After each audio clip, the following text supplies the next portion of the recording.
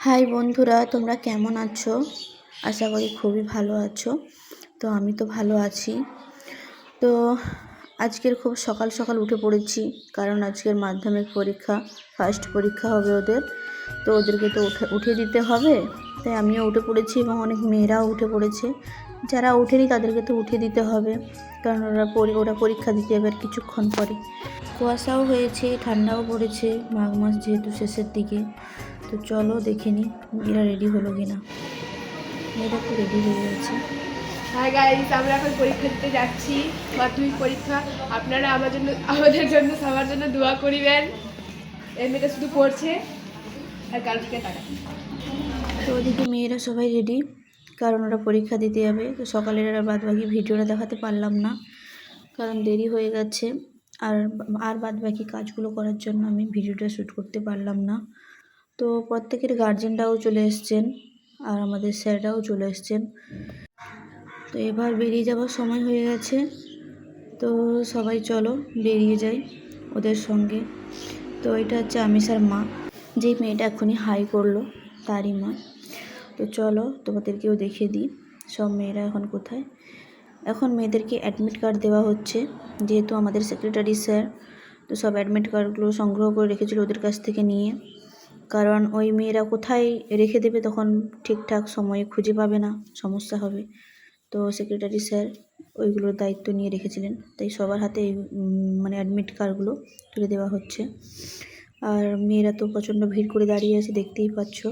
এখন মেয়েদের যাওয়ার সময় হয়ে গেছে পরীক্ষা হলে, তো তাই ওদেরকে ছাড়তে যাচ্ছি। তো আমি তো বেশি দূর পর্যন্ত যাব না, কারণ আমাদের বাংলা ম্যাডাম আছেন এবং বয়েজ থেকে ওখান থেকে আমাদের ইউসুফ স্যার আছেন, সেক্রেটারি স্যার আছেন, আরও মেয়েদের গার্জেনরাও আছেন। তাই আমাকে আর যেতে হবে না, ওনারাই চলে যাবেন।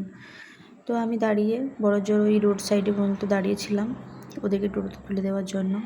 তো ওরা চলে গেছে, তাই আমি চলে এলাম স্নানের জন্য, কারণ আমাকে তো পড়তে বসতে হবে কোরআন শরীফ। সামনে যেহেতু সবে বরাত আছে, যদি না পড়তে বসি মা আবার রাগ করবে। তো তাই আমি উপরে চলে এলাম স্নান করার জন্য। এসে দেখি জল শেষ হয়ে গেছে। তো আমি ছাদে তো প্রচুর রোদ লাগছে, তাই এক সাইডে দাঁড়িয়ে ভিডিও করছিলাম। তারপর ওদের বাড়িতেও বলে দিলাম, যাদের বাড়িতে আমরা ভাড়াই আছি, যে জলটা ছাড়ার জন্য। তো আশা করি জলটা ছেড়ে দেবে তাড়াতাড়ি, নামাজ পড়তেও হবে ঠিকঠাক টাইম মতো। আমি সব কাজগুলোই টাইম টু টাইম করে ফেলি, কারণ দেরি করে কোনো লাভ নেই, সেই যখন করতে হবে কাজটা। আর জল তো ছেড়ে দিয়েছে, তোমরা দেখতেই পাচ্ছ। তো স্নান এবার করব আমি। এটা ভর্তি হওয়া পর্যন্ত এখানেই দাঁড়িয়ে থাকতে হবে, কারণ জল বেকার নষ্ট হয়ে যাবে। তো স্নান শেষ, চলে এলাম আমি নামাজ পড়ার জন্য। তার আগে আমি কোরআন শরীফ পড়ে নেব, আজান হয়ে গেলে তখন আমি নামাজ পড়ব।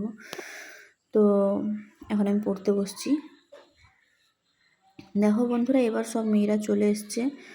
তো এবার বুঝতেই পারছো যে কতটা চিৎকার চেঁচামেচি হবে, কারণ একটা রুমে যখন অনেকজন থাকবে কেমন চিৎকার চেঁচামেচিটা হয়। আর ওরা তো খুবই ভালো, পরীক্ষা দিয়ে এসছে, এবার হই হুল্লোড় করবে ওরা। পরপর সবাই আসতেই থাকবে। তো দেখা হচ্ছে নেক্সট ভিডিওতে। তো চলো, ততক্ষণ তোমরা ভালো থাকো এবং সুস্থ থাকো, আর আমার জন্য দোয়া করো যাতে আমিও ভালো থাকি, সুস্থ থাকি। টাটা।